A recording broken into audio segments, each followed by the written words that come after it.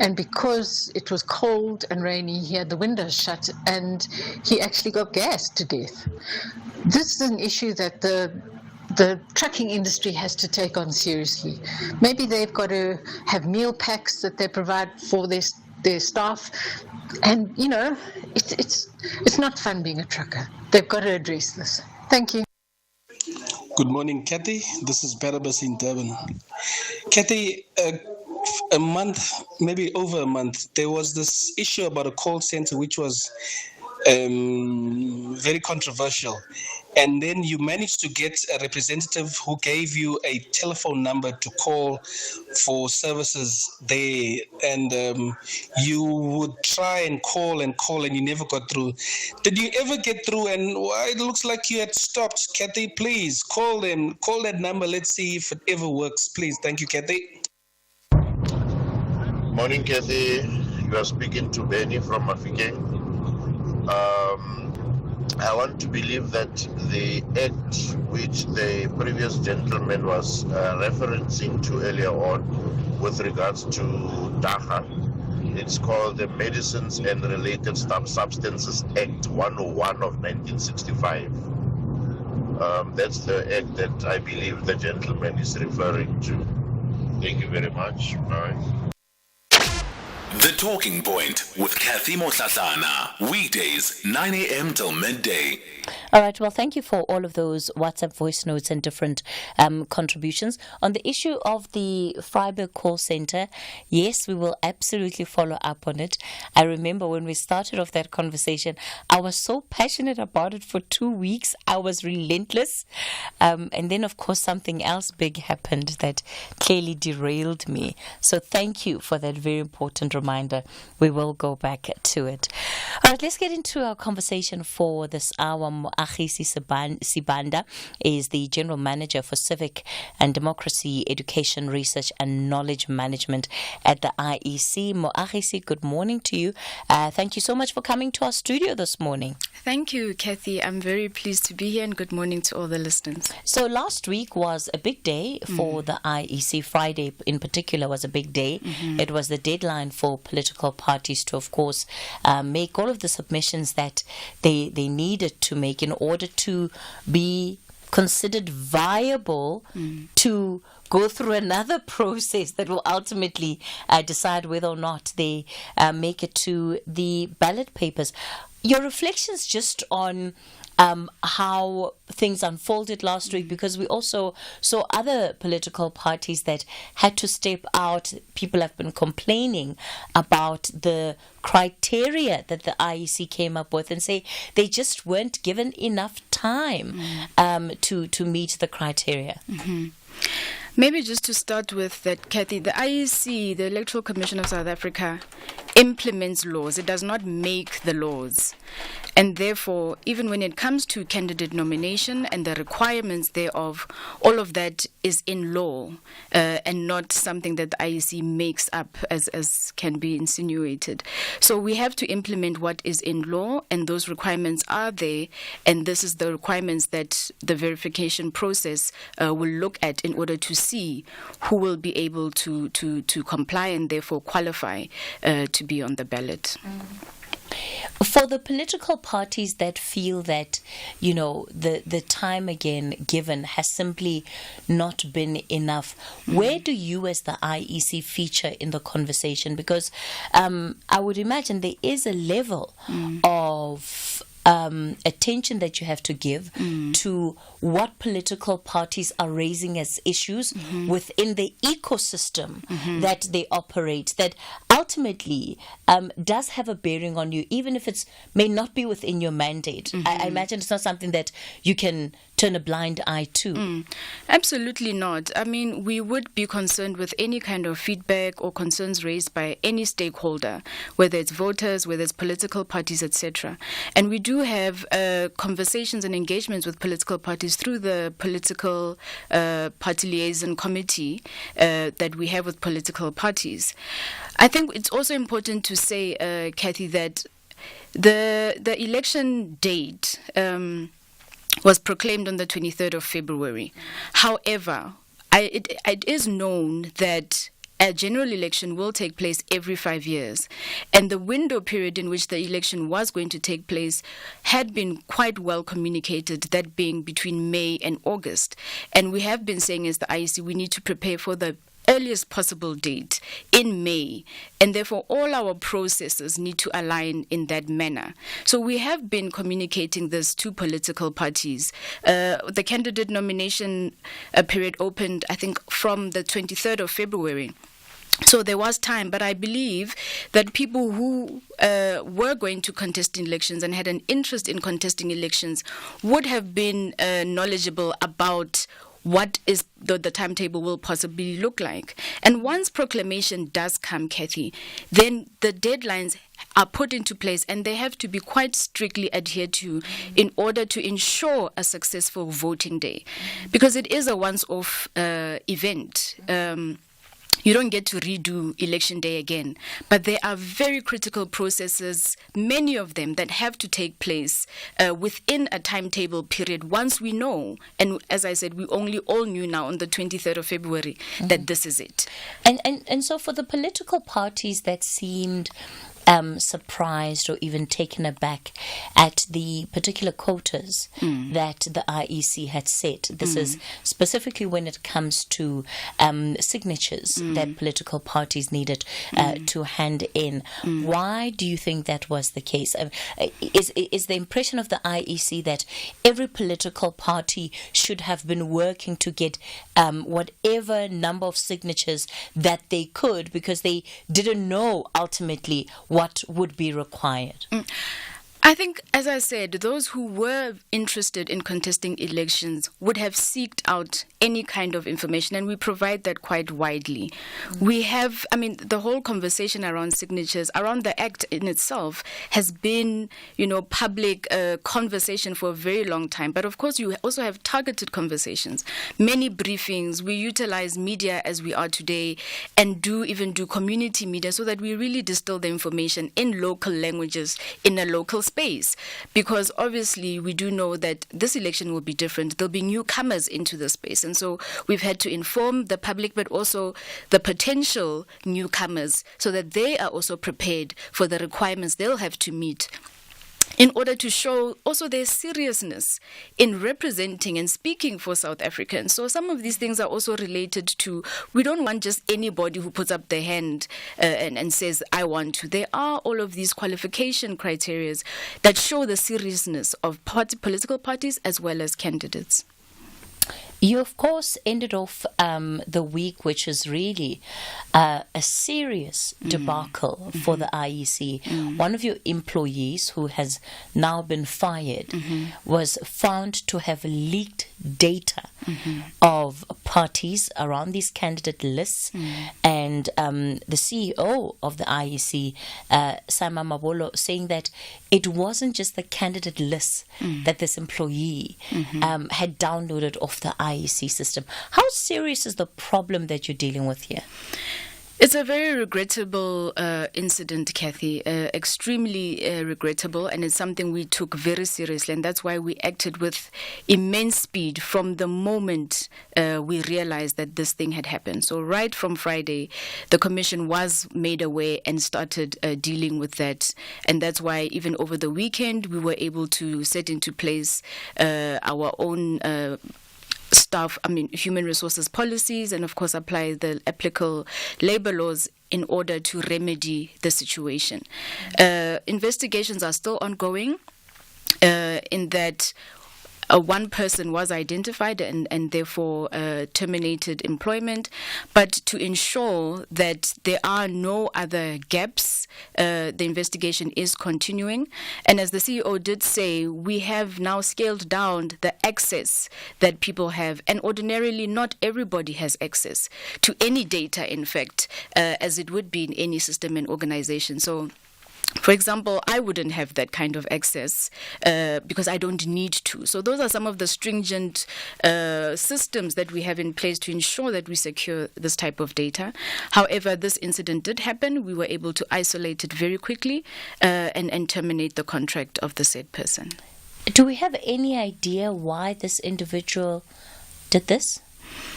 That is also still under investigation, Cathy, in terms of the motivation, and as I said, to see if there's any other compromises that we would need to safeguard. This is not something that happens. I really must stress that. And as the CEO said, it is not something that now can blemish the entire organization or our electoral process. But it definitely is something that is regrettable, and that's why it was important for us to speedily deal with it and move forward appropriately. So you're checking if this individual was acting alone, or if Precisely. he could well have been acting with others in the organization. Yes. And at this stage, and as the CEO said, we don't necessarily have evidence that they were working alone. Not working alone. So we have isolated it just to that person. But in order to be very sure that this cannot happen again, we are continuing the investigation further. Is the IEC going to release the person's details? Who is this person? What is their name? know. What is their surname? Why is it a secret? I mean, what has happened here affects the public. The IEC is a public institution. Why would you want to protect an individual that has not only brought your own credibility into disrepute, but an individual that I think the rest of South Africa deserves to know about? Well, as I said, we implement law, so we can't also act outside of the law. I don't think anybody would just simply throw out a person's name out there without coming to absolute conclusions. As I said, the investigation is still ongoing, and so I think it would be irresponsible to just share people's names while you're still also furthering your investigations. I don't think that would be a very appropriate, maybe at this stage, let me say that. But you fired him already. Yes, we have. But as I said, the investigation is still continuing. It's not for us at the moment to release who that person's name is. I think you also have to act responsibly, and you don't want what you put out into the public to cause further harm. I think we need to contain the situation and be able to focus on the processes that we must continue to safeguard as we do, so that the election will be successful as it has been in the past. All right, Mohlahlana, we'll leave it there with that issue, at least for now. I don't want to get you into more hot water than I may have already potentially. So let's talk about what happens now that political parties have made their submissions. So we are undergoing verification process. So that is checking whether they have ticked all the boxes, crossed their T's and dotted their I's in terms of all the things they needed to submit, the payment of the deposit, providing their list of candidates, and all of that stuff. When it comes to independent candidates, do they have proof of the signatures that they will have uploaded in terms of the IDs captured on the system? Do they have then the documents with the signatures they also uploaded, etc.? And then we'll also go into a period where this candidate list will then be accessible to political parties, and they'll be able to go and view it, as we did with the voters' roll, at IEC offices, nationally, provincially, and municipal offices. And then, of course, once that process and objections are raised, investigated and determined by the Commission, then the final candidate list will be published for the public to also be able to see. And those will be the people that will go on the voters' roll. Just with the on the ballot paper, sorry. Sure. Yes. Just with the data that has been submitted, how stringent is the IEC in terms of the source of that data? So if a political party perhaps went to an agency where they were able to get people's names and IDs and submitted those as part of their list for signatures, would that disqualify them? How are you verifying the credentials that of these individuals that have been submitted by the political parties? Yeah. Remember, what they're capturing on the online system will be the ID number. So a person needs to have given you an ID number. And I know I hear the question around, you could have sourced a database somewhere, but that doesn't honestly, just to an ordinary person, I can't just get any database anywhere. Yes, I can find certain data, but it's really, you can't get bulk data in that way. We have had so many data leaks. Yes. Just in South Africa alone. Mm-hmm. I'm sure you, in the same way that I have and many other South Africans have, we have people that call us on our cell phones that we have not given our numbers to. We have people that have our details that have no business having our details. So I don't think it's far-fetched that you would have individuals that are able to access names and ID numbers of individuals. But remember, what they've captured as ID numbers, they also need to prove with a document where there are actual signatures. And those are the things that we will put together to verify. We will also check that against the certified voters roll, which was certified yesterday by the CEO, and of course the voting population, to verify whether those people are indeed registered, are indeed alive and able to vote, etc. So those are some of the checks that we'll be making when it comes to those signatures. All right, Moagesi will continue the conversation in a moment. Moagesi Sibanda is the General Manager for Civic and Democracy Education Research and Knowledge Management at the IEC. We'll continue the conversation with her in a moment. I will, of course, also be taking your calls for Moagesi, 086 000 2032. That's the number to dial on the WhatsApp voice note line, 0614 104 107. It's 10:30, time for the latest headlines. Good morning, I'm Anne Musa. In the headlines, the Egyptian Coptic Orthodox Church says 3 of its monks have been murdered in what's described as a criminal assault inside a monastery in Johannesburg. Police have used stun grenades and tear gas to disperse a large crowd that has gathered outside the Vredenburg Magistrates Court, where 4 people are expected to appear in connection with the disappearance of 6-year-old Jocelyn Smith. And the UN says that a new land route has been used to deliver urgently needed food to northern Gaza for the first time in 3 weeks. I'll have details on these and other stories at 11. Taking a look at your markets this morning, the rand is currently trading at 18 rand 67 to the dollar, 23 rand 88 to the pound, and 20 rand 41 to the euro. Markets in Asia closed weaker, the JSE mainly down in mid-morning trade. Markets in Europe are flat this hour. Gold is trading at $2,158, platinum $932 per ounce.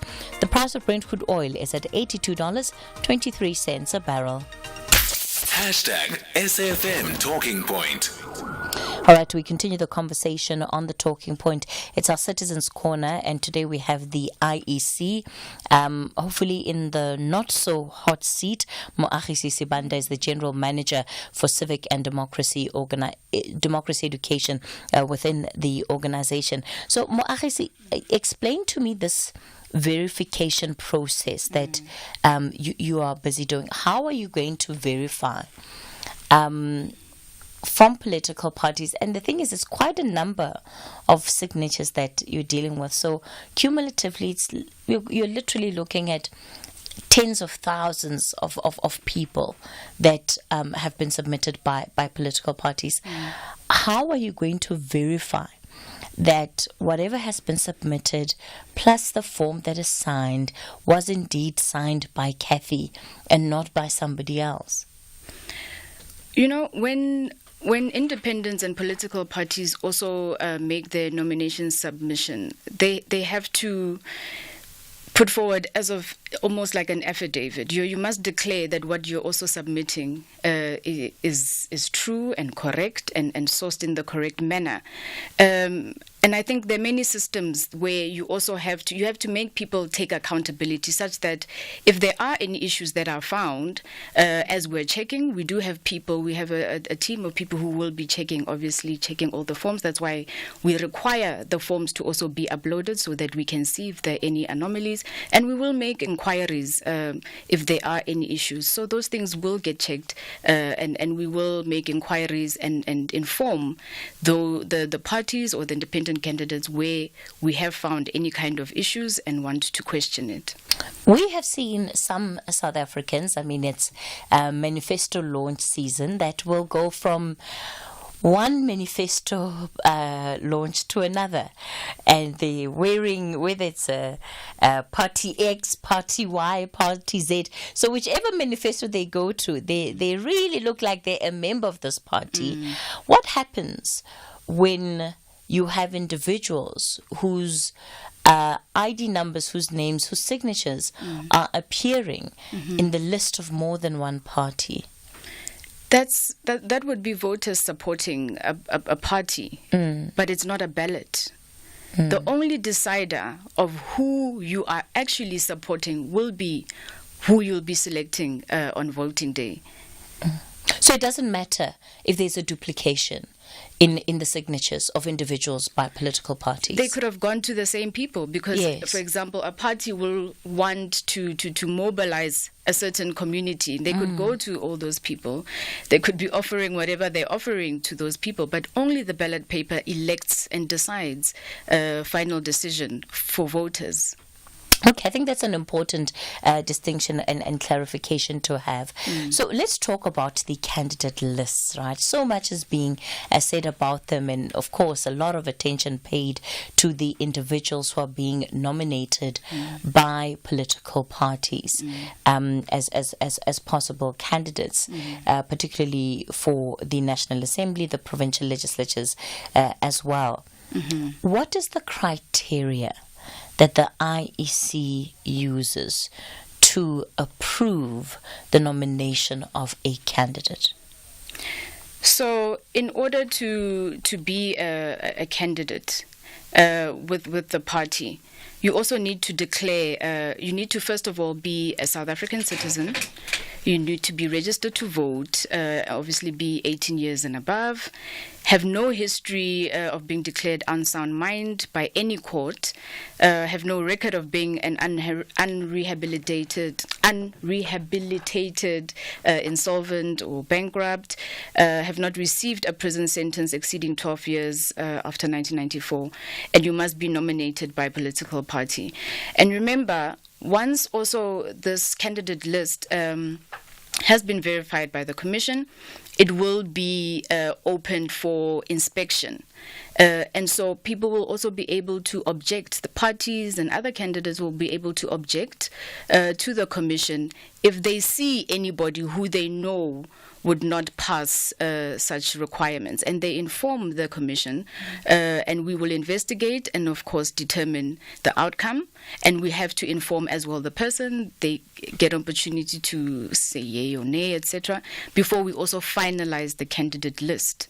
So there is those verification internally, but also inspection by political parties and contestants, because we obviously will not know every single person. And that's why we also have these processes, including with the voters' roll, for inspection, so that other South Africans can also point out any issues with people who are on those lists.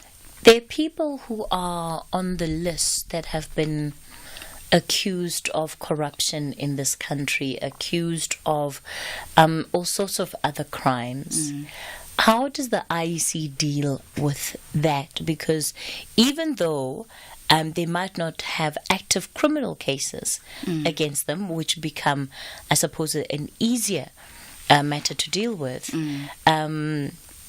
there's nothing legally that should prevent them from being able to be posted for nomination. As you're putting it, Cathy. But however, if you have been convicted of a crime and sentenced for more than 12 months in prison, and 5 years must have passed after serving that sentence in order for you to qualify to contest. So there are also those provisions to make sure. But if somebody has been accused, legally, I suppose you can't immediately. But I mean, that's also the parties to have to consider. Is this, who are you offering up to South Africans? And South Africans, what do you say about who's being offered up to you? I think as voters, you really need to scrutinize what is offered to you as a voter, and how those people will be able to serve your aspirations as a South African. So when objections are raised previously, what have these objections been about when it comes to candidates? So somebody could raise an objection because perhaps the person, in terms of what I've just said around serving a sentence, etc., it may not be something that's sitting in our records. But if somebody raises an objection, we investigate, and if they do not qualify, we do disqualify them. But sometimes you get objections that are not substantiated, and therefore an objection is a very serious thing. It's not me just hating on Cathy. You must have substantive evidence about why that person should not qualify. You must say the remedy that you would wish for the commission to put into place, and then we must also inform that person that this objection has been raised against you, and this is the evidence provided, and then a conclusion will be made about whether you continue to be on such a list going forward. Sorry, maybe I wasn't clear, Moagisi. What I'm looking for is specific examples of objections that the IEC has dealt with previously that have succeeded. What are some of those issues that have come up before? So, for example, it could be that the person is not registered where they say they are registered, or where they are contesting. And that's something you're able to prove. You can say, no, Moagisi is saying they're contesting in this area, but they don't live there. And I know, because I live there, I'm a neighbor, I know that house and I know who lives there. That would be a legitimate objection. If proven that Moagisi actually lives Ko Alexi, then I wouldn't qualify to be a candidate in that particular community, for example. So objections like that, I mean, you're checking where are people registered? Do they qualify to be there? Things such as, do they have a criminal record?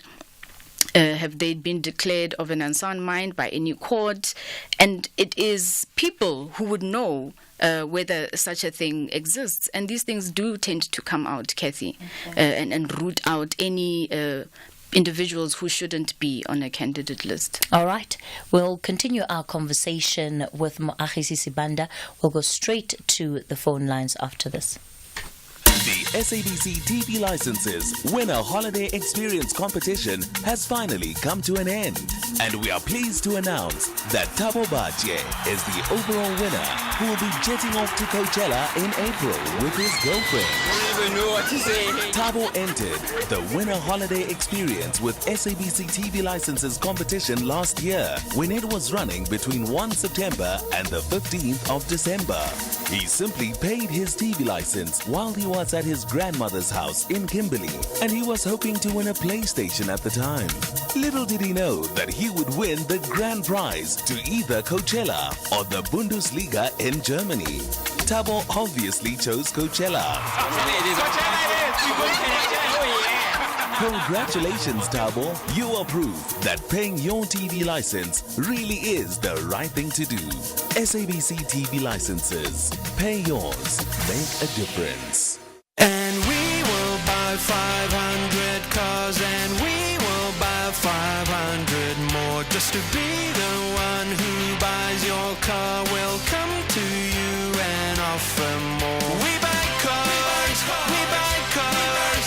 Da-da-dun-da-da-dun-da-da-dun-da-da-da-da. We buy cars, we buy cars. Da-da-dun-da-da-dun-da-da-dun-da-da-da. We Buy Cars, the easiest way to sell your car by far. Sundays at 2 p.m. S3 is your home for Indian cinema. From February the 18th, sit back and relax as you enjoy a world of colorful entertainment. We guarantee you a memorable experience with the best Bollywood has to offer. Enjoy the Holy Festival of Color with premium Indian cinema movies. Catch all the drama, adventure, comedy, and romance on Sundays, 2 p.m. exclusive to S3. The Talking Point with Cathy Mohlahlana. Weekdays, 9 a.m. till midday. All right, you're listening to The Talking Point. I did promise to go straight to the phone lines. I'm going to ask all of our listeners, please try and keep it as short as possible. There are quite a few of you, including on the WhatsApp line. Colin in Cape Town, good morning. Good morning, Cathy. Good morning to your guest. Cathy, you and your guest are independent candidates. I sign yours and I sign the other one also in different areas. Now, how will I know about that? Another thing too is I want to know if they will pick up false identity documents and so. Okay. And the ICC, what is it made? Who actually puts the IEC together? Is it mostly ANC members that work for the IEC, or is it all different political parties? All right. Thank you very much. Bye. Okay, Colin, thanks for that. I don't think you have to produce your party membership card, but Moagisi will tell us in a moment. Bonakele, good morning. Cathy, thank you very much for taking my call, and good morning to your guests as well. I'll be very brief, as you have requested. The question I would like to ask from the test, what do they say with regard to the cases that IEC is ANC? How do they clear this? Because they are being accused of working hand in hand with the ANC. So how do they explain this to the people? And with regard to the deadline, which was the 8th last week, I believe only 100 and something parties managed to register and all that. So far, I must say I'm a bit happy, because I was not happy with the 350 something that was mentioned.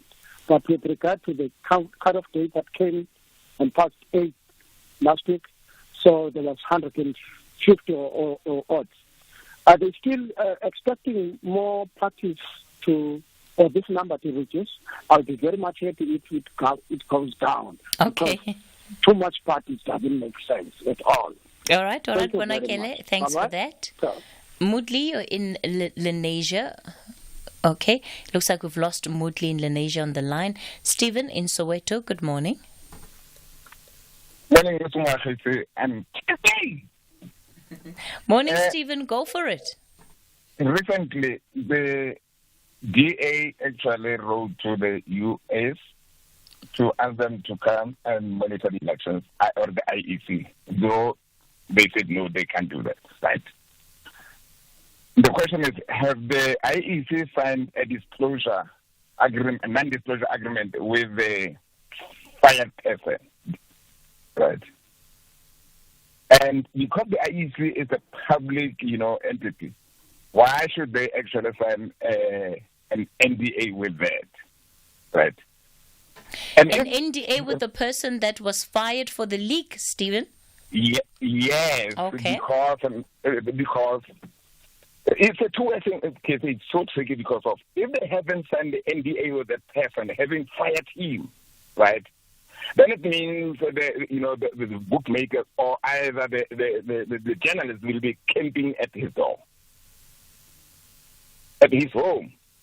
And now, if they have actually signed the NDA with that person, what is it that the IEC is now hiding? Thank you, Cathy. Okay. Thanks, Stephen. Jay in Somerset West. Good morning, Jay. Hi. In the last elections, IEC official let herself into a school hours before it started and voted over 1,000 votes for the ANC, and it was only found out after the election and everything had been counted. How are you going to stop that happening this time? And secondly, apparently 102 million, or is it billion, rand is owed to you by the ANC. How are you going to get that money before the election without wasting... Wait, Jay, why would the ANC owe the IEC money? Well, it was on your radio program this morning. 102 million is owed by the government to the IEC. Will it be paid before the election? The 102 million is money that was owed by the ANC to Ezulwini, which is a company that gave them PR and other associated services. Oh, it's not owed to the IEC. No. It's the Okay, ANC that owes this private party the money, but they've reached an out-of-court settlement on that matter, Jay. Oh, so it won't affect the election? No, it won't affect the elections. Because I want to see transparency this time, because apparently the Freedom Front Plus complained that they said there were no votes for them, and then they came up there were votes, because of course they even vote for themselves, each party, and the DA complained about over 1,000 votes which were given to the DI party, where there's no such party, and they actually, when recounted, belonged to the DA. Okay, yeah, I'm not sure about what you're talking about, Jay. I don't remember that particular incident taking place, but we'll have to leave it there. It was on the radio. Yeah, but you see, Jay, you also said that the IEC is Oh, yeah, owed but the DA 102 gave million. that, and the Freedom Front Plus gave their story. So Yeah. I can believe the political stories. They wouldn't lie on the radio like Yeah, the but ANC I've does. already shown you how even what you said was not true. Oh, yeah, Jay. I agree. But anyway, the mayor, Tabella, said this morning, the mayor of Joburg, that every politician lies, even he does. So what can I say? That was on your radio station. Hey Jay, let's leave it, my dear. Let's.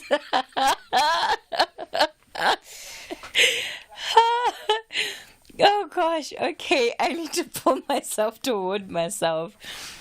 Moodley, you're out in Lenasia. Good morning, Moodley. Morning, I'm back. We got load shedding, so that's why you lost me there. Thank you for such a lovely program. I've actually been on various stations for the past 40 years. So I'm a Madala, happily retired. And, going back to the 60s when, before they captured Mr. Mandela, politics have been very, very interesting. I would just have this concern about this bishop that I saw on the TV last night, who has some charge against him. But the lady mentioned the mayor of Johannesburg. For me, that sounds very, very dicey. This party that mayor belongs to has got its home base in Cape Town. I have a concern about that. And in my area, as of last week, I see they are hanging up their posters all over the show. That's Al Jamaa, Moodley, but they're able to contest in different parts of the country, even though their base might be in Cape Town. Yeah, because one of your callers actually mentioned that, where you can bounce around. I'm concerned because this particular place where I live in has a very, very long history, going back to Mr. Mahatma Gandhi. His farm still exists in my area, which the Indian Commissioner is trying to bring back to life. And for those who didn't know, this was also Mr. Mandela's other home. And we've been through a lot here. Yeah. Okay. So, all right, Moodley, I don't have much time that's left for me to continue the conversation with you. What is the specific question you wanted to ask Moagisi? It's about this bishop who has a criminal charge that is on one of the listings. Thank you. Okay, all right. Okay, we'll have to leave it there. Moagisi, let me give you a chance to answer those questions. I've got quite a lot more on the WhatsApp line, so if you can also deal with them as quickly as you can. As quickly as possible. I think just repeating the signatures and support issue. People can support any candidate any number of times, but let us not confuse that to be I'm electing you. It just means I liked what you said, I liked what you said, I liked what you said, but by the day I vote, you need to have convinced me which of you I must vote for, because you can only vote for one in any case. The Electoral Commission is an independent body, a Chapter 9 independent body set up by the Constitution. it does not work. It is non-partisan and does not work with any party. I think that is what we can definitely say about that. There was a caller who spoke about their wish for the ballot to be much shorter. Indeed, we have about 115 parties who have submitted their lists for nomination, and 16 independent candidates as well.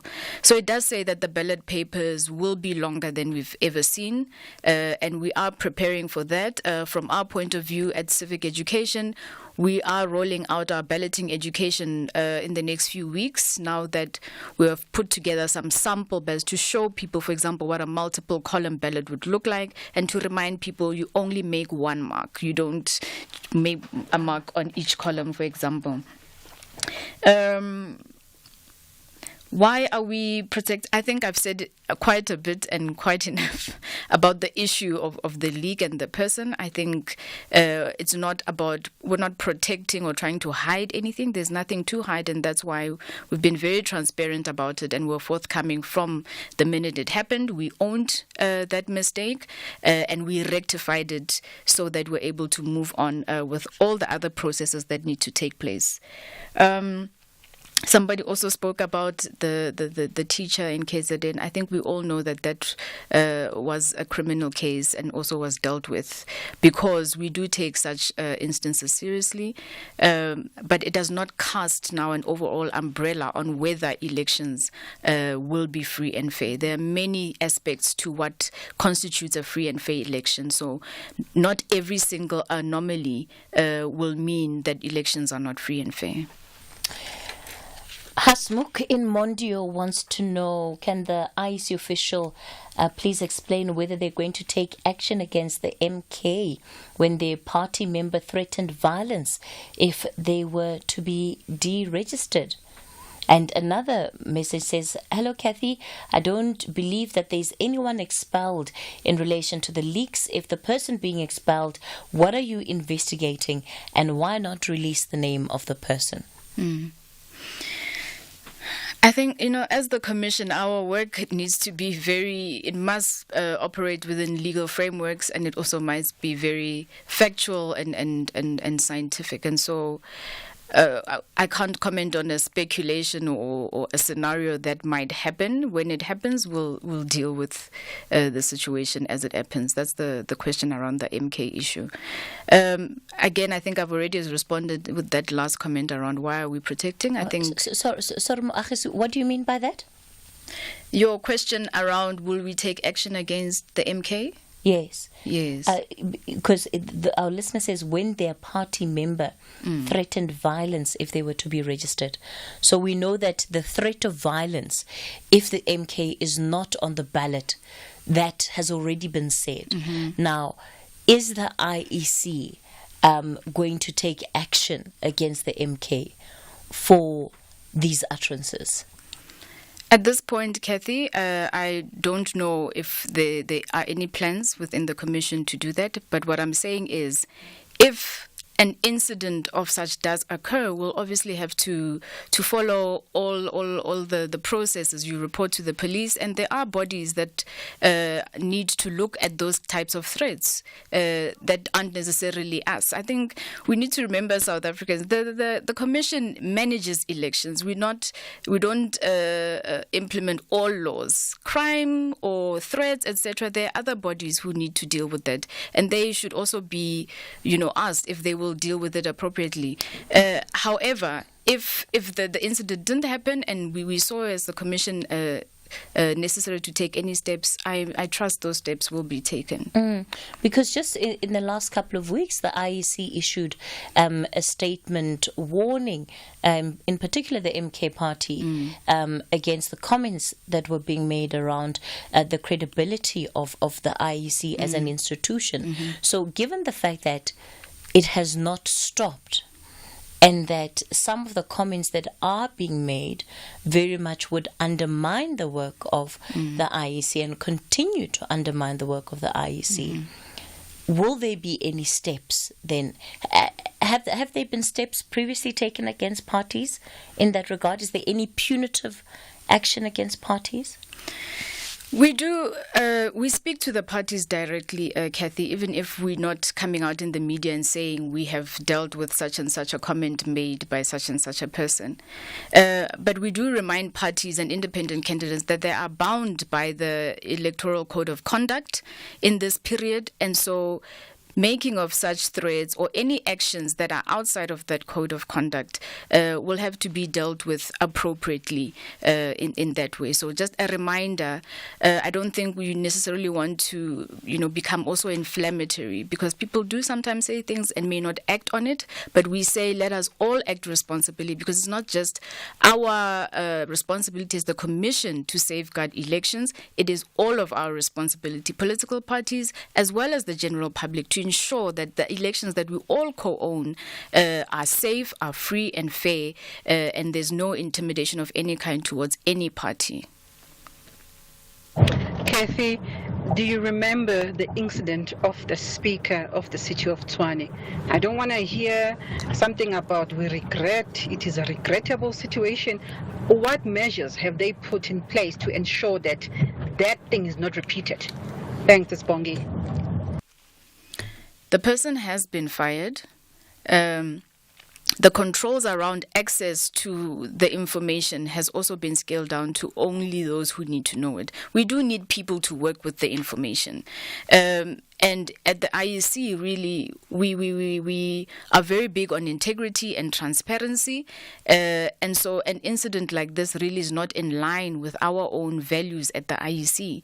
And that's why we've taken very speedy and stringent measures to ensure that we remove this person and this activity, and we are looking further into ensuring that all controls, further controls rather, are put into place so that something like this does not happen again.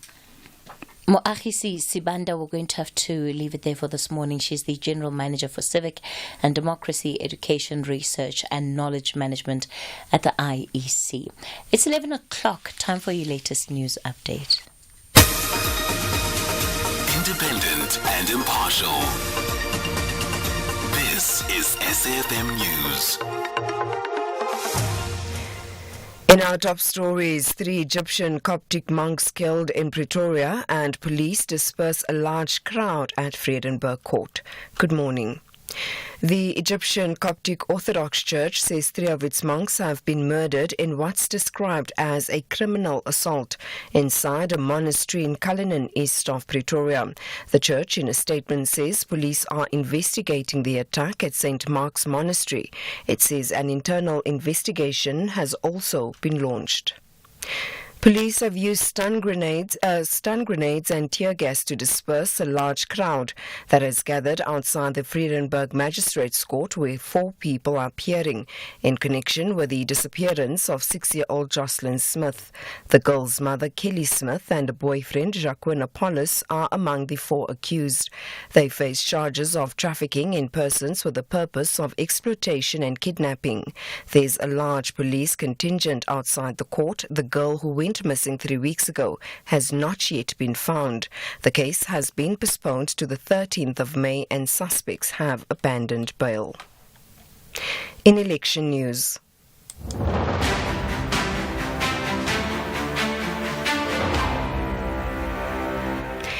Action SA National Chair Michael Beaumont says they are hoping the IEC's probe into the ANC's 102 million rand debt settlement will be concluded before the May 29th elections. The Electoral Commission yesterday confirmed it will concede to the party's request to investigate how the ANC settled its debt with Ezulweni Investments in terms of the Political Party Funding Act. Beaumont says this would assist South Africans in understanding how the debt was settled and whether it was settled lawfully.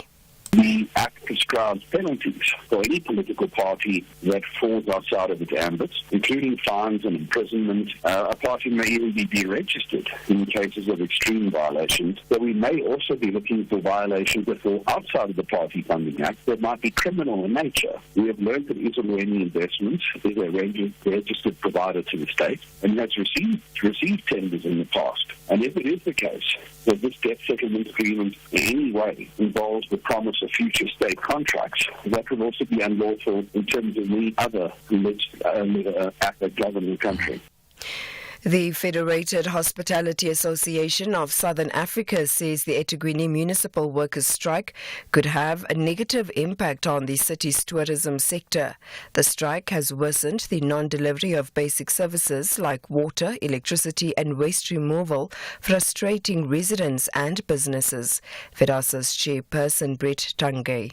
We asked the strike leaders to draw cognizance of the fact that what they do is affecting long-term employment in eThekwini. The perception, unfortunately, in tourism is everything. That is a huge negative impact on the tourism industry. We've had water shortages in a lot of areas. We've had beach closures, huge infrastructural issues that are challenging on the tourism industry. And they don't seem to be putting much effort into addressing a lot of these issues. Unfortunately, saying they do the right stuff doesn't always mean they're doing the right stuff.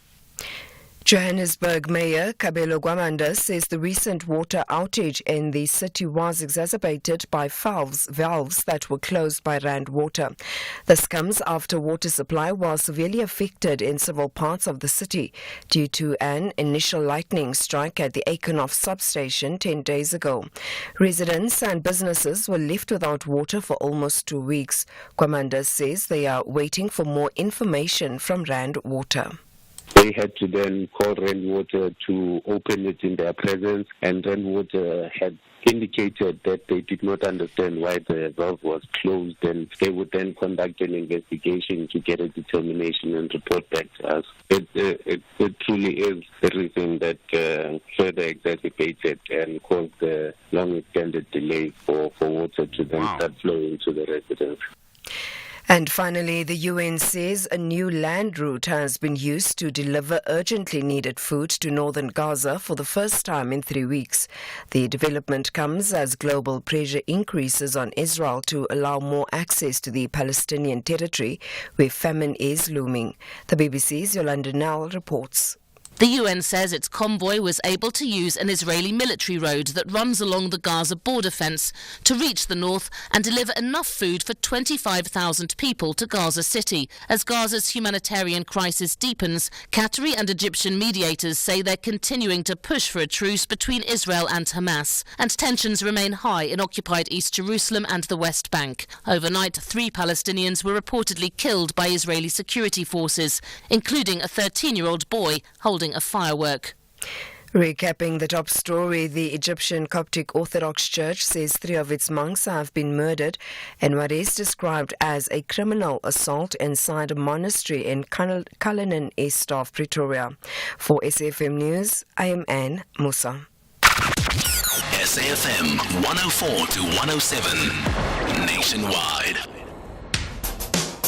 SAFM has signed a code of conduct that is enforced by the Broadcasting Complaints Commission of South Africa. Under the code, we are committed to giving news that is accurate, comment that is fair, and programming that is not harmful, does not amount to hate speech, or contain violence or explicit sex. If you think we are not living up to that code, then you can inform the Broadcasting Complaints Commission of South Africa. Direct any complaints in writing to the Broadcasting Complaints Commission of South Africa. PO Box 142365. Craig Hall 2024. Fax to 011-326-3198 or an email to bccsa@nabsa.co.za. For more information, please visit www.bccsa.co.za.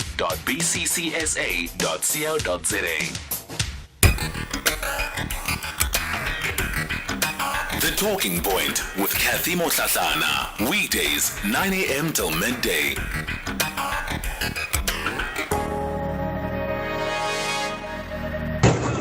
Morning, Mrs. Cathy and the listeners. The lady doesn't want to answer the question.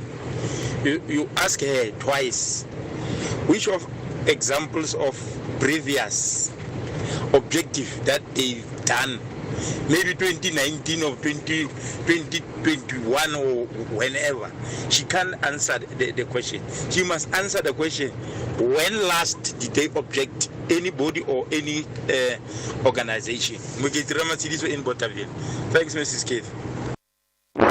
Hi, morning, Cathy. I think as it stands now, the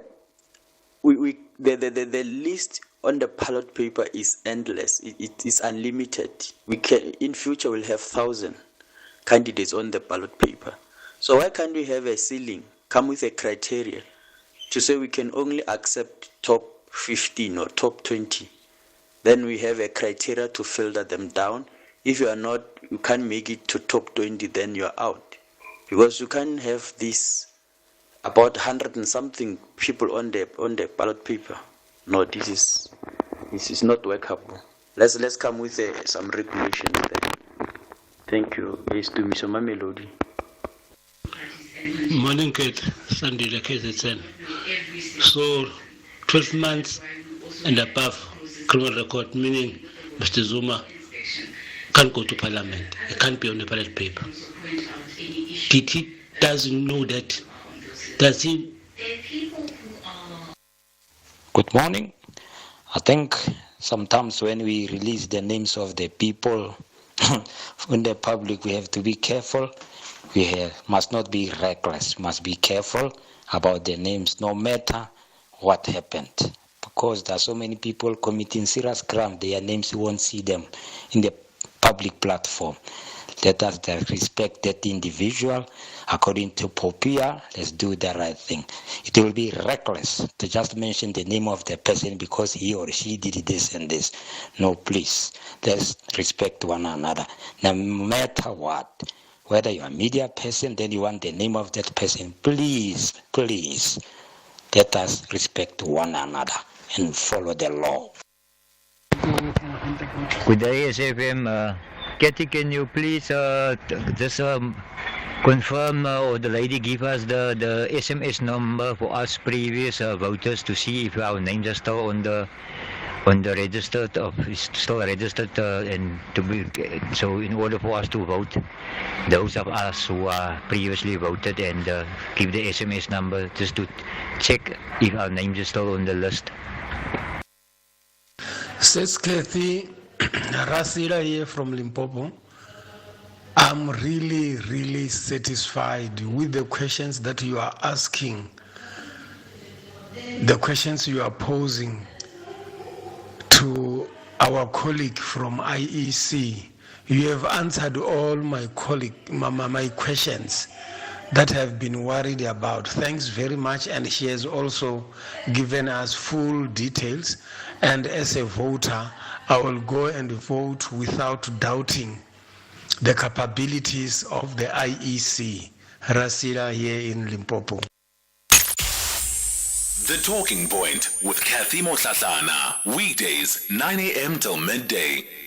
All right, thanks for those WhatsApp voice notes. So, welcome to the third and final hour of the Talking Point this morning. One of our listeners asked about the SMS details if you want to check your registration status. So, what you have to do is you must SMS your ID number, and you can SMS that ID number to 32810. That's 32810. And you'll be able then to check if you are registered to vote. The unfortunate thing is that if you are not registered to vote, you're going to have to wait for the next election. Your next date is 2029, at least for the national and provincial elections. In between that, of course, will be the municipal elections, which you can still and would still be able to register for. So I hope that answers the question. Well, for our final conversation this morning, this coming weekend, the KwaZulu-Natal government will be commemorating the 110th anniversary of King Dinizulu Kaxetshwayo's life and times, his legacy. Professor Musa Kulu is a cultural expert and joins us on the line. Prof, good morning to you. Thank you so much for your time this morning. Good morning, Cathy, and good morning to your listeners as well. As a scholar of history, and in particular Zulu history, how would you describe the life, the experiences of King Kaxetshwayo, and why has he come to be so significant for our history?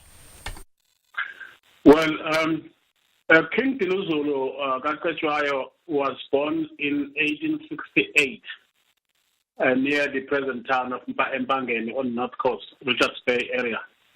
And his father, King Tetshwayo, was the one that had been leading the Zulu armies in 1879 to fight with the mighty, at that time, British armies at the Sandvan and defeated them. So the period after 1879, between 1879 and I must say maybe 1912, saw a lot of dispossession of land in Zululand. And King Dinuzulu became king at the age of 16 in 1884 after his father died. So as a youngster king, he was faced with this mammoth task of defending the land and defending the integrity of the Zulu kingdom, whose land had been reduced to just a number of districts to the north of Utukela River. He had problems internally at the Zulu royal family, and he fought with them 3 battles and defeated them. And after he had defeated them, the English launched their own army of 2,000 soldiers to attack him at Treza. Treza is where the event will be taking place this coming Saturday, and the president will be there speaking. So it's not just a provincial event, it's also a national event as a result of the significance of King Dinuzulu, which I will talk about. So you find here that young people can also learn from this mighty king that your age does not matter. You have to know what you have to do, and of course all the time keep being on the side of your own people, not on the side of yourself. I remember even when I read what Sammy wrote. He said, Tixley Zalakshana, the founder of the ANC in 1912, he says, King Dinuzulu stood between his people and the might of the English soldiers and colonial powers.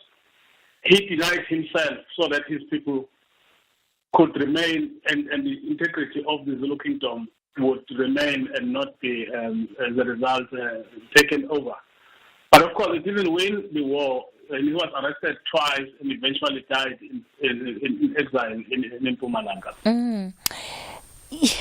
There are different aspects that I'm hoping you'll be able to shed some light on, Prof. And you've touched on the first one, that he was crowned as a 16-year-old young man. But the Boers, as they described, had a significant contribution to that. Let's speak about what the circumstances that led to his crowning. Well, his crowning happened like this. His father died as a result of injuries that had been inflicted on him by a section of the Zulu royal household. And so that made Dinuzulu to be quite angry, actually. So his attempts at revenging his father against the mighty people of Mandlakazi would not have succeeded on his own. So he sought help from the Boers of Vryheid Republic, what was called New Republic in Vryheid, Northern KZN. At that time, everyone was setting up a republic. And led by Lucas Meyer, the Boers were able to assist him. They fired a few shots, but then, of course, guns were still new at that time. That assistance helped him to win the wars against the Mandlakazi faction. But then, of course, what happened, no one helps you for nothing. So the Boers of Vryheid simply wanted more land, and they made him to sign and give away land between Vryheid and Melmont, which is quite a big stretch of land, which remains quite firm until even today. And so there was a giving away that had to happen, but he was fighting for the restoration of the rule of the House of Shaka. Sometimes when you go to these things, you must know that you may have to lose something in order to maintain another. Would you say that over the years that the legacy of that relationship has remained in as much as there was something in it for the Boers at the time to support his ascension to the throne. Has that relationship stayed? Well, the relationship between the Afrikaners in South Africa today and the Zulu nation are still quite warm at a cultural level. You know, there'll always be also differences when it comes to political issues. But they are still quite warm. What happened after the last war in 1887, after Dinuzulu was defeated by the British simply annexed the entirety of the territory of Zululand, including the New Republic in Vryheid. Then it became part of the colony of Natal. So the Boers then had no power until 1910, when the Union was formed. And interestingly, in 1910, when the Union was formed, one of the sons of the Boers who had helped King Dinuzulu fight with the royal faction, and successfully so, became Prime Minister of the Union of South Africa, General Louis Botha. The airport here in Durban, the old airport, was named after him. And at that time, King Dinuzulu was in prison for the second time as a result of the Bambata Rebellion of 1906. He had been sentenced in 1908, and in 1910, so when the Union was formed, it was General Louis Botha who then released King Dinuzulu from prison in Newcastle, but could not send him back to Nongoma because the factions were still very strong there and armed. He sent him to Middelburg at the farm called Eastgate, where he died in 1913. Interestingly, as a result of all these struggles, spending 10 years in jail in St. Helena and spending another 4 or 5 years as a result of the Bambata Rebellion, when the African National Congress was formed in 1912, they actually elected him unopposed and unanimously in his absentia as honorary life president of the African National Congress. So the educated ones also recognized his role in the struggle for liberation. That's another dimension of it. A third dimension of it is that in his absence in the second time, his mother, Kamswele, became Queen Regent.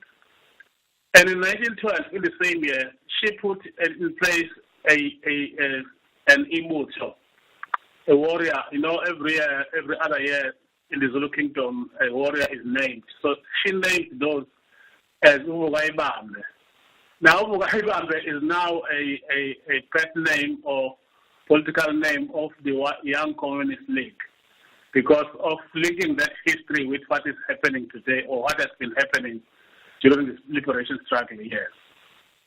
So that's irrelevant as well. So he wasn't just a king. He in many ways was also a political figure and influenced and perhaps continues to influence our politics today. No, he did. You see, when he was arrested, in one of the things he did about issues of national transformation, in his last war, he asked a pastor, Reverend Paul Mtimkulu of the Anglican Church, to pray for the Zulu armies at Kwaqeda, where this event will be taking place. Now, such a prayer for the Zulu army had never happened before. And so the king had transformed and became a Christian and a warrior and a prayer warrior. When he spent 10 years after that in prison, he fully became a Christian. He came out able to play piano and keyboard, organ, and he had been already a composer of songs. Now he became interested in composing church hymns.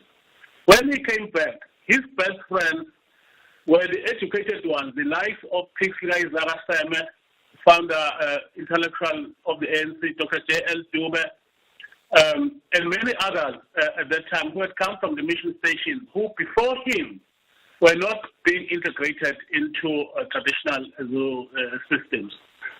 And that was the power that propelled Seme in 1906 on the 5th of May to write that speech where he revisualized Africa, envisioned Africa as a continent where the traditionals and the educated ones will fight together to attain liberation for everybody. And as a result of that very famous speech of Seme, the ANC was formed in 1912. And you'll remember, Cathy, that it was the traditional leaders in the manner of King Dinuzulu who actually put money for the conference and supported the conference, because the educated ones were just professional teachers and pastors and so on, without lots of cash. But the traditional leaders were able to sell cattle and make sure that that conference took place.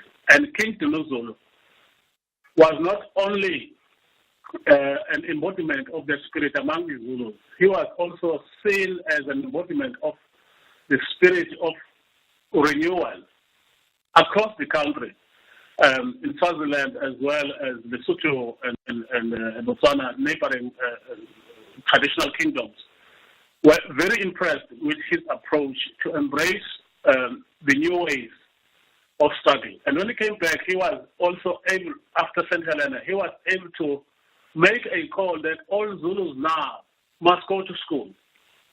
That call had been influenced by Dr. J.L. Dube, Pinklay Saraseme, Hubusana, and all those people. He was working closely with them. The time now to take up arms and spears and go and fight in some valley. And he even said that Zulus must now embrace the new spears of civilization, which is the pen. So that's how influential he was. I've noted, Prof. Musa, that there seems to be, I don't know if tension is the right word, but there are some questions about this commemoration event that you're going to be part of and hosting this coming weekend. And number one, the current monarch, the reigning monarch, King Misizulu Kaswelithini, seems to have distanced himself from it. He doesn't seem to want much to do with it. What is happening? Well, there was such a statement last week, but the statement came in a little bit late because the provincial government, through the Premier, had already written to the King that you must recall on the 12th of March 2021, His Majesty King Zwelithini passed on. Maybe there was not much communication between the office of the Premier and the King himself, but the office of the Premier had been in communication with the widow of King Zwelithini, who had expressed a desire to hold on the same day, on the 10th of March, a commemoration for King Zwelithini. Well, that has been postponed to tomorrow, the 14th of March. So the statement came from the King's Prime Minister. What has happened 2 or 3 days ago is that a statement was released from the office of the King confirming that the King will be there on Saturday and with Amabuto and everyone. So that has not materialized. I think there was just a communication breakdown. When it comes to sort of having to put into perspective the significance of these figures that we now see as being part of the historical figures of our country, why should we care that it's the 110th anniversary of King Dinuzulu? Well, South Africa at the moment is in the process of forming its new nationhood. You must remember in the past that we were a divided country according to race, according to tribe, according to everyone.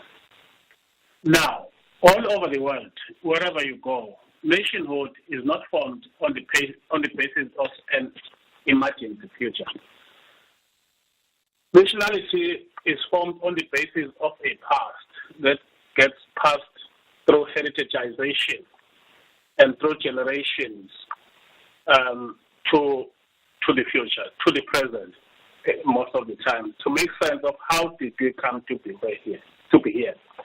If you go to Europe, for example, in any country, in every corner of the street, you'll find that there's either a museum or a statue of some sort, or there's a library, or any city, even small towns throughout the West and in the East. In China, their entire nationality is built around the Chinese wall. So the past becomes very important in giving meaning to the present.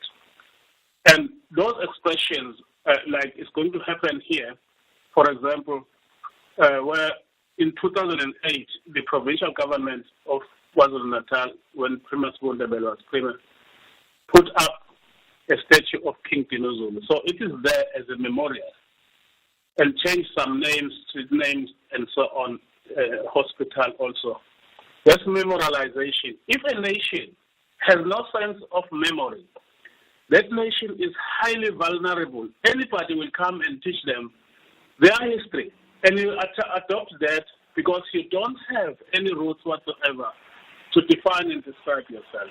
Any nation that has been able to be successful, even if you go to America, it's all about the civilization of America, the 200-odd years that democracy has been, or the French Revolution, or you go to Canada, or you go to Britain, those personalities from the past become very much crucial in the formulation of identity for the present and the future. And I can say the most industrialized nations in the world today are very much steeped in their history and proud of it.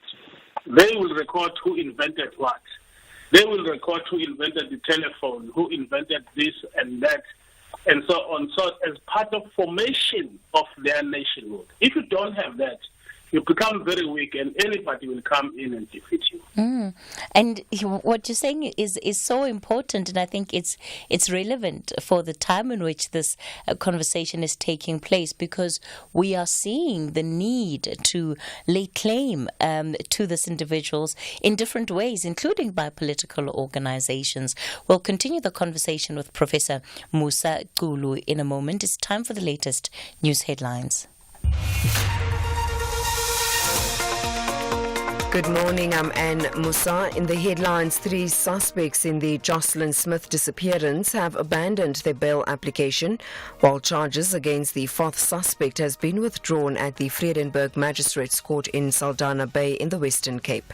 One person has reportedly been arrested in connection with the murder of 3 priests from the Egyptian Coptic Church in Cullinan, east of Pretoria. The monks were brutally killed inside the monastery yesterday. And a tropical storm from Mozambique is likely to bring heavy rains to parts of KwaZulu-Natal today. This has prompted the South African Weather Service to issue a level 6 warning for disruptive rainfall that could lead to flooding. I'll have details on these and other stories at 12. The SABC Plus app is here to keep you entertained wherever, whenever. You can now stream all your favorite radio and TV shows at the tap of a button. You can also catch up on the latest content at your own pace and convenience. All of this at absolutely no cost. Yes, you heard right. It's free. Simply download SABC Plus from the App Store of your choice or register on www.sabc-plus.com and start binging today. SABC Plus, still home. Luton Town and Nottingham Forest are caught up in the same predicament. They both want out of the current pitfall. The Hatters want to dish out instructions at Kenilworth Road. Great boy Morris! A captain's goal from the man with the armband. But the Tricky Trees have different notions to grab vital points on an away ground. Has to be a goal from Hudson! Yes! There we go! This is the Premier League. Luton Town FC versus Nottingham Forest FC on Saturday, 16 March at 4 p.m. live on S3. Also available on SABC Plus and SABCSport.com. Hashtag We Love It Here. Proudly brought to you by SABC Sport. For the love of the game.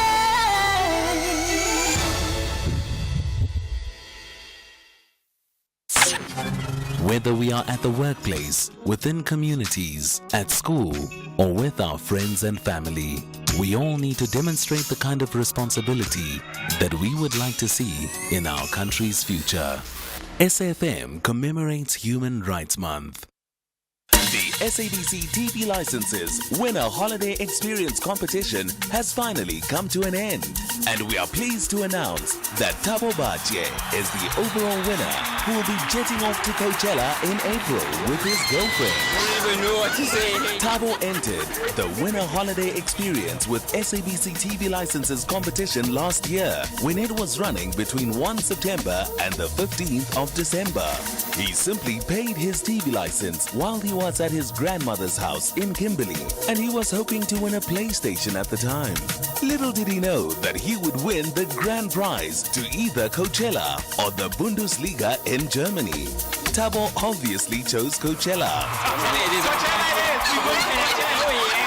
Congratulations, Thabo. You are proof that paying your TV license really is the right thing to do. SABC TV Licenses. Pay yours. Make a difference. SABC Sport remembers the fallen hero, the legend of the beautiful game.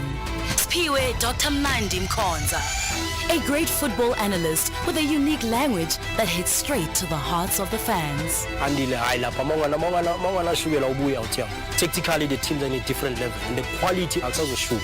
This former defender just knew how to draw the undivided attention of the football-loving community. Rest in peace, Dr. Mnandi. You left a remarkable footprint. SABC Sport. For the love of the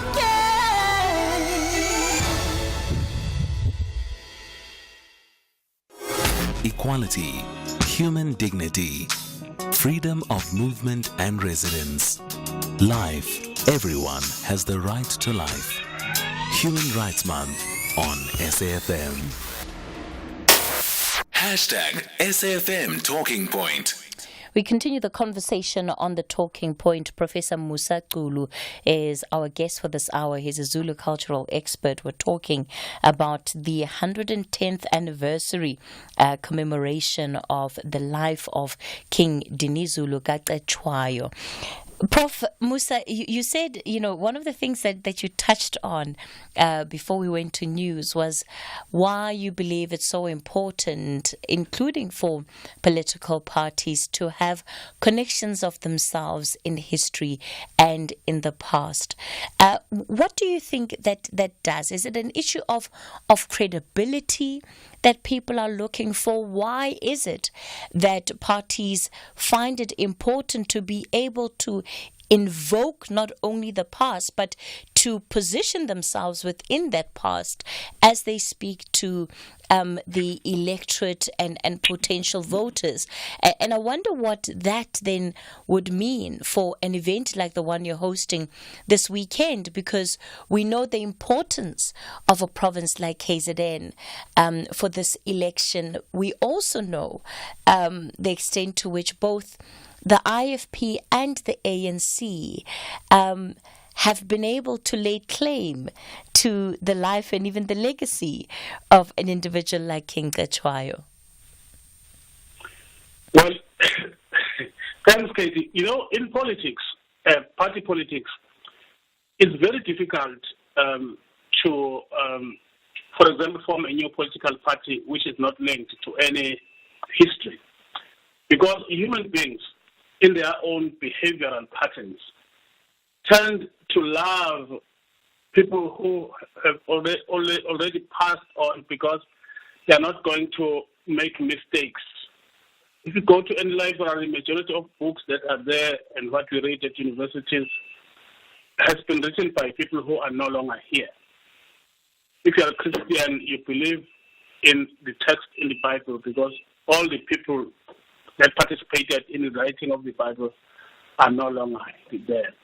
You'll find that political parties like to lay claims to some past personalities, sometimes not really in a manner that you can say is good. You look, for example, I think the EFF saw a problem with being formed in 2013 and then having no history. So they immediately laid claim to Mama Winnie Mandela to say, no, she was one of us.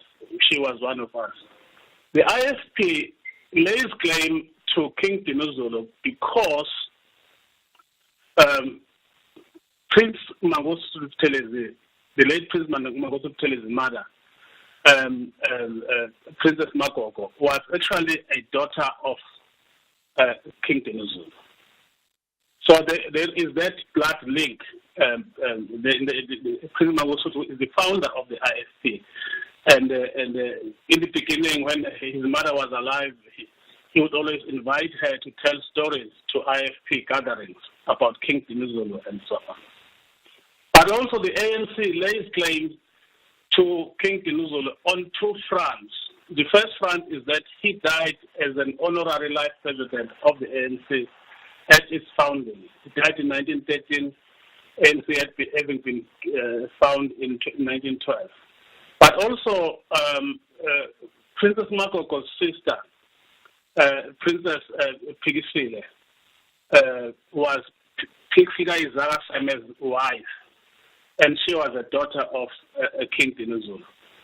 In fact, Pikfika Izara Seme was so close to King Dinuzulu that he was his scribe at some stage, an advisor at some stage, and influenced him a lot to abandon the traditionalist ways of doing or go for a kind of hybrid situation where you embrace modernity without losing much of your past.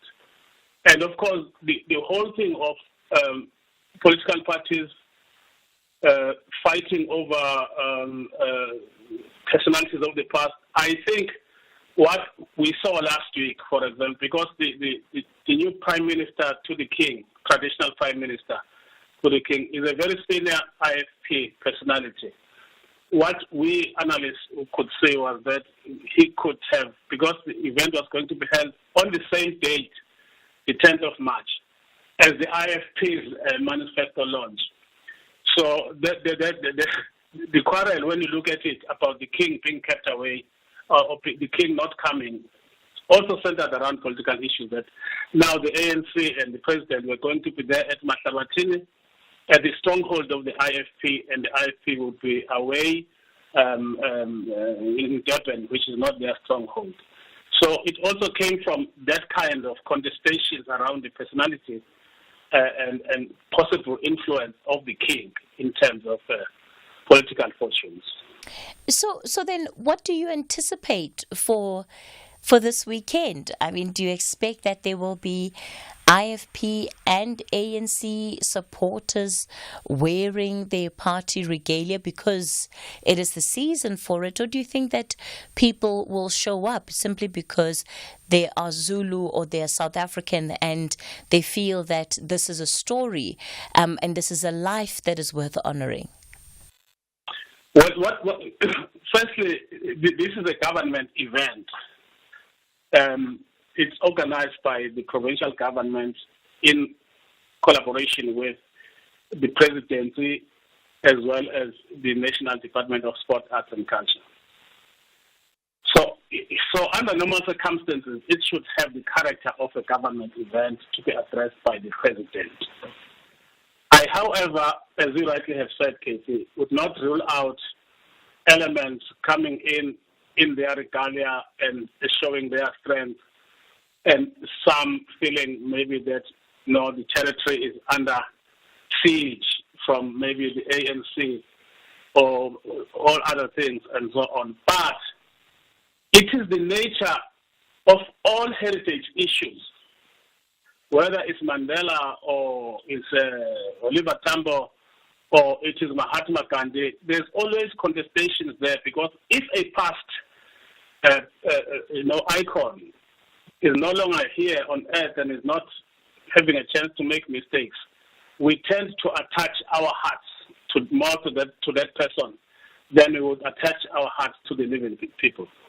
So even if it was not an election period, the contestation between the IFP and the ANC around King Dinuzulu were always going to happen. When the 100th anniversary happened in 2008, fortunately there was still Prince Mangosuthu Buthelezi, a very matured leader of a national stature, and King Zwelithini was there, and the event went very well in Durban on a cold Saturday, but it went so well, and there was lots of rain, and the king even said that this was a blessing, because when you have rain and you have such an event in Zulu cultural belief system, it means that the blessings are showering.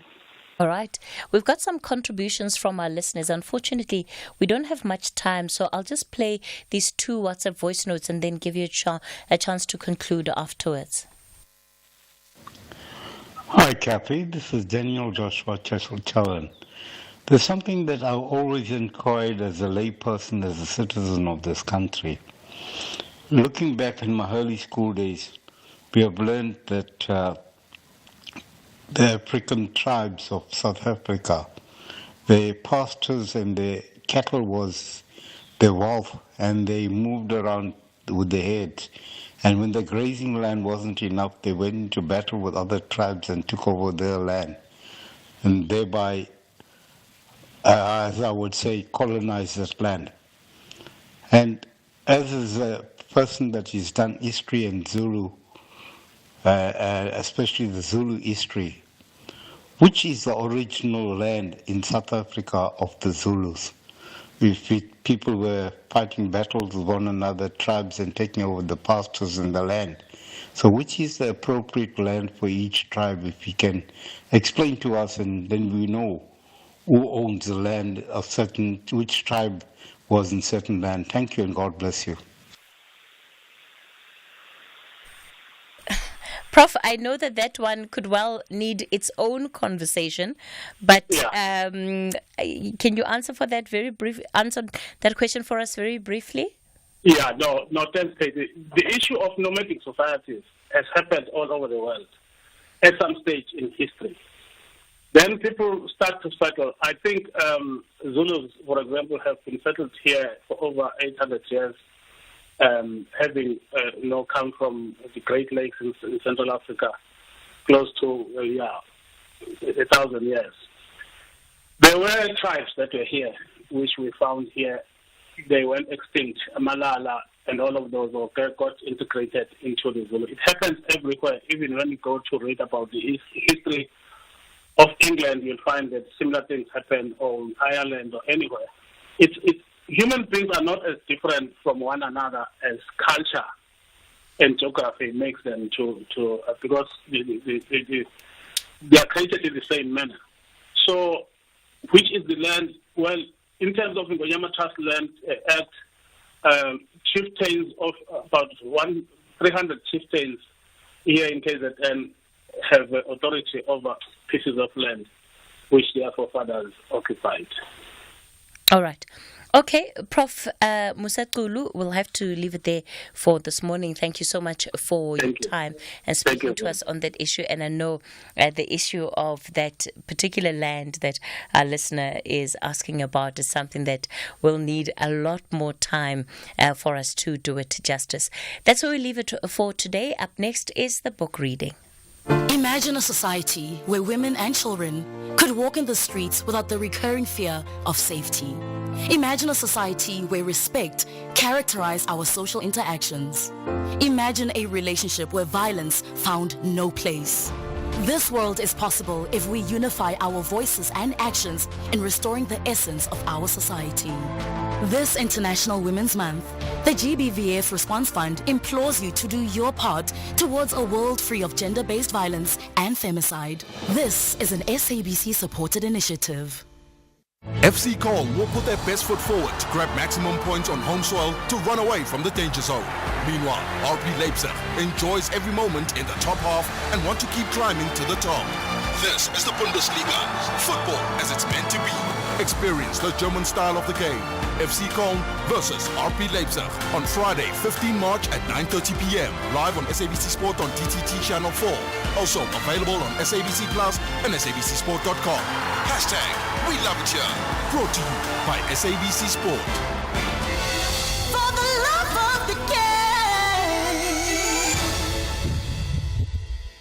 The book reading. Please note the views expressed in this book are not that of the station. Listeners' discretion is advised. SFM presents another episode of Why Men Hate Women, written by Kopano Ratili. Lovelessness or ungratified love hunger or feeling unworthy of being loved usually develops early in our lives. In some cases, the satisfaction of our yearning for love in childhood is made conditional. I will show you love if you are a good child. I give you this, a token of love, if you behave. In other cases, the ones of especial interest to me, love's gratification, but more distinctly, utterances concerning love from parents or caregivers are interlaced with harsh discipline or punishment. I'm doing this because I love you. In other instances, the satiation of affective needs becomes enmeshed with hurts or terms and conditions, leading to a picture being drawn in our interiors of love coiled around hurting. This picture of a wounding love may loom large in our later relations with others. For some of us, because of the depth of this hurting effect, and given that our inner lives tend to be left largely unexamined, we live with love and pain scrambled together. It is when our ways of loving are scrutinized and carefully unscrambled from the punishment that may have attended how our need for love was gratified, if it was at all, that we are enabled to enjoy less wounding love. The hunger for love ought to be considered against the background of the governing economic structures and social policies, political and religious discourses, and cultural institutions and their norms within a society. That is, lovelessness is social fact, not only as psychical reality. Crucial as the quality of love is that we receive from the first moment of our lives throughout all of life, we must never minimize the role played by the structures, policies, discourses, and institutions that govern, influence, and mold our interiorities. Government structures and state policies are usually not expected to show us love, although we may chance upon the word care in government documents. But how government structures treat us, for example, how the police treat us when we come to lay charges, influence our experience and affects our subjectivities. In other words, love, or at least the sense that others care, is best thought of not merely as a private condition that originates inside us, but as a series of internalizations shaped, experienced, and expressed within the context of structures, policies, discourses, institutions, and cultural norms. In our society, the shortage of love shows itself in the childhood of many boys. It is a deficiency that begins at home, naturally, in acts of parental abandonment and child abuse, and in child-headed households. Ironically, the abandonment, particularly of boys by their fathers, is a significant factor in the unmet need for male love.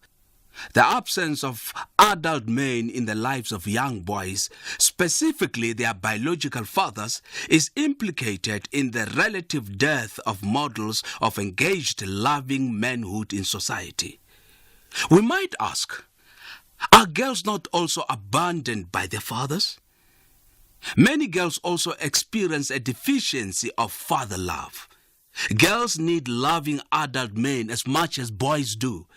They need present, caring fathers to show them how to relate to men healthily and authentically, whether in platonic or sexual ways, in their own adult lives. However, while girls are also abandoned by their fathers, they have mothers and other adult women with whom they can readily identify and who can show them how to be women without men. In contrast, a boy who grows up without the presence of an involved, loving father does not have an adult male with whom he can readily identify. What I'm advancing is no radical idea. I perceive a deep and dense hurt at the heart of why some men hurt others. Violence against boys and men, which is another way of speaking of the life-pervading experience of boys and men being unloved and vulnerably loving others, is enmeshed with the violence of men. This bodily and psychic violence is not separate from the violence of patriarchy and racism and economic exploitation. There appears to be a widespread lack of adequate and appropriate care for and care by boys and men among us.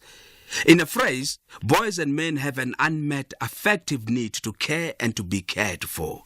They need others, although this need for belonging may be unconscious or unadmitted. Even if they may not always be consciously aware of it or think that it is not as urgent as having a good job, or even if they have a leading role in public life, receiving a kind of love from multitudes, they need to feel valued and to value others in private life early on in a consistent manner. A lack of connection to others and to what they really need must be recognized by those who want men to change and by men themselves. Men cannot fully live with others, kin, friends, colleagues, followers, fellow social club members, if others do not empathize with them and if they cannot empathize with others. They need a shared sense of life with others, of interdependence, commonality. This is what I mean when I say they need love. Indeed, to want a leading role in public life, for example, cannot be entirely separated from a desire to be noticed, to receive recognition, a form of love. Similarly, we want to be gainfully employed so that we can take care of ourselves and others. It should also be made unambiguous that my concern with the lack of care for and among boys and men of all ages, lack of loving and being loved, of understanding, passion, enduring friendships, presence, support, listening and solidarity is not opposed to the concern of love and care needed by and among girls and women. Care for boys and care for girls are mutually reinforcing. The same holds when it comes to adult life. Care for one is care for the other. Without that, the likelihood of conflict in society, as in subjective life, will increase when those who are uncared for become aware of and articulate their needs in one way or another. Both are necessary for the improvement of gender and sexual relations in our world. I've suggested that the need for connection, belonging, and care on the one hand, and the need for adequate food, water, and shelter on the other often overlap. Giving food can be an act of practical and emotional care, of sharing, of solidarity with those who do not have. One of the things we can learn from placebo studies is precisely that people can feel better simply from being told that the medicine they receive will cure their ailments, even if it has no active properties. In other words, the simple attention of a medical expert can sometimes be the cure. Presence matters. The fact that someone is concerned for our well-being can be all that we need. And for there to be care, there must be people who have learned to care. It would benefit the world if those who are taught to care for us included boys and men, not just girls and women. It is my understanding that without the feeling that others are concerned for us, that they care for us, and we in turn care for them, that we are needed, the soul wilts. Our emotional garden requires continual tending, or else we slowly begin to die inside. Of course, it is not physical expiration to which I'm referring. However, it can be seen as a kind of death, as a psychosocial wasting away. Its cause is the lack of something that makes life livable, which is a connectedness to others. The result of protracted periods of living with the unmet need for love is not only loneliness. There are more insidious and far-reaching effects. The argument that lack of care can lead to psychosocial death, a point I wish to underscore in relation to the care hunger suffered by many boys and young men in our society, is evidenced in these lines. The love need is a deficit need. It is a hole which has to be filled. If this healing necessity is not available, severe pathology results. If it is available at the right time, in the right quantities and with proper style, then pathology is averted. Intermediate states of pathology and health follows upon intermediate states of thwarting or satiation. If the pathology is not too severe, and if it is caught early enough, replacement therapy can cure. Love hunger is a deficiency disease exactly as is salt hunger or the avitaminosis. With respect to efforts to understand the development of boys into men, we should recognize that lovelessness and absence of care may be sources of aggression. This is another way of saying that those who experience a protracted ungratified hunger for love may internalize the lack of care for others as much as for themselves. Lack of concern breeds social pathology. It is to this possibility that we ought to attend, for we have done little of that work. My decolonial and other critical friends may balk at the fact that I have referenced a theory by an American psychologist and question me as to whether this idea of a love need is a colonial or Euro-American centric one. I think not. The most serious omission in Maslow's work, alongside its neglect of the cultural specificity of how love is thought of and practiced, is the fact of power, of men's social relationships with women. However, to care for others and to be cared for oneself are anything but colonial. One might even say love humanizes, which is to say it opposes in its non-humiliating form the oppressive power relations inaugurated by colonialism. Love in its non-dehumanizing expression is justice up close and personal. Since a colonizing masculinity is driven by the will to dominate in public space and private life, a loving masculinity, when informed by gender justice, is non-colonizing. It is not only a way of being that cares, but one that struggles for justice for other forms of life. That was another episode of Why Men Hate Women and Other Reflections on Love, Violence and Masculinity, read by Samson Khumalo. The book is published by Wits University Press and is also available online, www.wetspress.co.za. It is broadcast on SAFM at 11:45 Monday to Thursday on The Talking Point. It is produced for SAFM by Jeffrey Matenji. Technical production by Wiseman Manqele.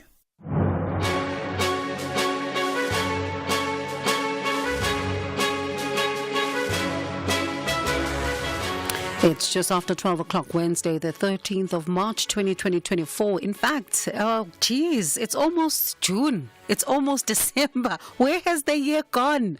A very warm welcome to Updated Noon here on SAFM. Leading the conversation, my name is Bongiwe Zwane, standing in for Sakina Kamwendo. Coming up this hour. I reject the version of the accused as set out in the Section 220 admissions as beyond false and find that the accused had acted with premeditation, planning, and had formed an intention to kill the deceased. The Gauteng High Court sitting in Palmbridge has found Sfiso Mkhwanazi guilty of killing 6 Johannesburg sex workers and... Several information has been received as to the whereabouts of the child in question. Those are being followed up. We are also awaiting cell phone data analysis. This case against 3 suspects arrested in connection with the disappearance of 6-year-old Jocelyn Smith has been postponed to the 13th of May. And John has sport. We're going to bring you the latest from the Africa Games. Plenty more medals for Team South Africa. Also Nedbank Cup and Champions League to look forward to tonight. Share your views with us on 41391. SMS is charged at R1.50. You can call us on 086 0002032. WhatsApp your voice notes on 082-692-3909. Or post your comments on X or Facebook at SABC News_radio. You can also use us the hashtag update at noon on X if you choose to use that platform. These and more stories coming up on today's edition of the show. But first, the news with Ann Musa. SABC News, independent and impartial. In our top stories, Mkhwanazi found guilty in 6 workers' murder case and charges withdrawn against 1 accused in Jocelyn Smith case. Good afternoon. 22-year-old Sifiso Mkhwanazi has been found guilty of the murder and rape of 6 workers by the High Court sitting at Palm Ridge on Gauteng's East Rand. Mkhwanazi admitted to killing the 6 workers and hiding their bodies at his father's workshop in Johannesburg between April and October 2022. The court found Mkhwanazi guilty on 5 counts of murder, 5 counts of rape, 4 counts of defeating the ends of justice, and 1 count of theft. He has denied that the murders were premeditated. The state has withdrawn charges against 1 of the 4 accused in the case of 6-year-old Jocelyn Smith, who went missing 3 weeks ago from Saldanha Bay. The matter was heard earlier in the Vredenburg Magistrates Court. The girl's mother, Kelly Smith, and a boyfriend, Jacquina Paulus, are among the accused. They've all abandoned their bail application. They face charges of trafficking in persons with the purpose of exploitation and kidnapping. The matter will resume on the 13th of May. Magistrate Yolisa Sipoho confirmed the postponement for further investigation on the whereabouts of Jocelyn.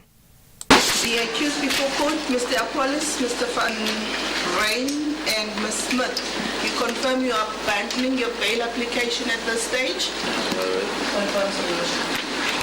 The matter is then postponed to the 13th of May for further investigation. Accused 1 to 3, you are in custody until then. The charges in respect of accused number 4 are withdrawn at this stage. Court is adjourned. 1 person has reportedly been arrested in connection with the murder of 3 priests from the Egyptian Coptic Church in Cullinan, east of Pretoria. The monks were brutally killed inside the monastery yesterday. In a statement, the church described the attack as a criminal assault. It says police are investigating the attack at St. Mark's Monastery. An internal investigation has also been launched. Reports say all 3 were discovered with stab wounds, while a 4th priest managed to escape. Reports also say an Egyptian member of the church has been nabbed as a possible suspect. Community members at West Ham and Phoenix north of Durban have barricaded roads with burning tyres and stones. It's believed to be linked to the non-delivery of services due to the eThekwini employee strike. Residents say they've been without electricity for over a week. eThekwini Mayor Mxolisi Kahunda is expected to brief the media on a service delivery recovery plan this afternoon. These residents say they are fed up with the eThekwini municipality. All our food stuff is being thrown away, and where do we get money to buy again? This is really pathetic for our humans to live in this way.